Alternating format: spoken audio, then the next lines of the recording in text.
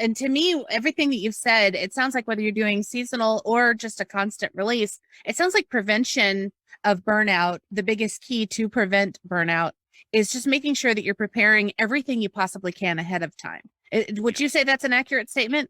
Absolutely. Like I said, if we go back to my exercise metaphor, analogy, when you first start working out, I mean, it sucks, right? It totally sucks. You're like, oh my God, I'm sore. But that first week is your preparation. You are going to have a little bit of discomfort, and it's going to be so uncomfortable that you are now placed into a zone in which you are like, either I quit or I keep going. How bad do I really want this? And when you look at it, like when you compare it to like podcasting, you go podcasting, exercise. Okay, exercise is supposed to make me stronger, and it will make me stronger. The first steps are always the most difficult. But by week 2, week 3, you start getting used to the routine. Your muscles still may be a little bit weaker, or still a little bit weak, but not as weak, right? You're growing, you're building endurance.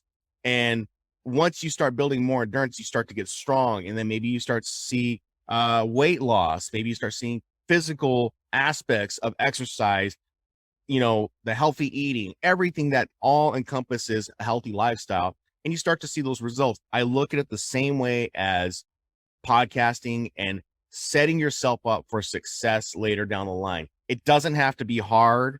It doesn't have to be something that's overcomplicated. You just have to know where you need to reach your people so that they can take an action on something that you want to share with them, in case there's something that is important for you to share with them. So set up everything that as much as possible. Having a website. This is a big thing for podcasters. They never have a website. They always rely either on, not that I'm talking bad about any services, but they rely on like hosting service websites.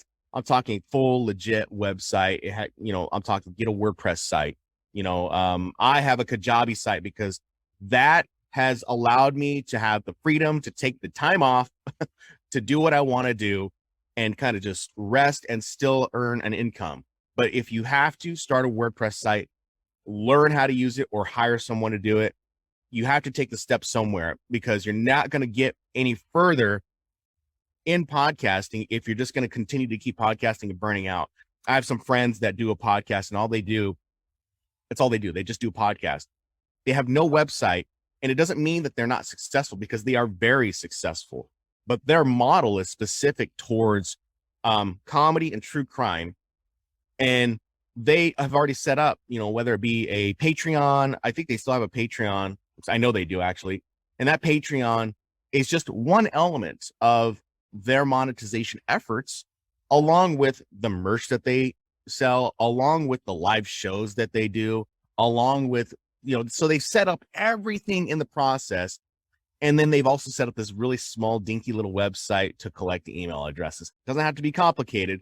Just has to be somewhere where they collect the emails, because one day, and I'm not sure if the audience understands this or remembers this, but I don't know if you remember when Instagram went down like 6 months ago and all the influencers lost their mind. Like they were losing their mind, and they're like, oh my God, I can't make money. And I remember specifically seeing one of my friends who's an influencer. She was losing it like every second.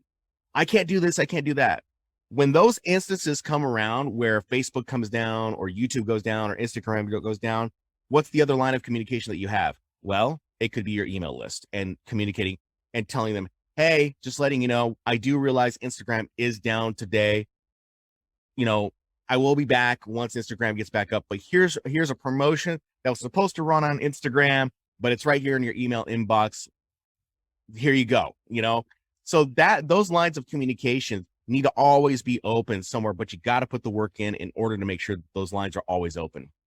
I'm so glad you said that, because that's one of the things we actually do talk about a lot, is that your podcast definitely needs a website, and it definitely needs an email list, because your email and your website, those are the only things you actually own.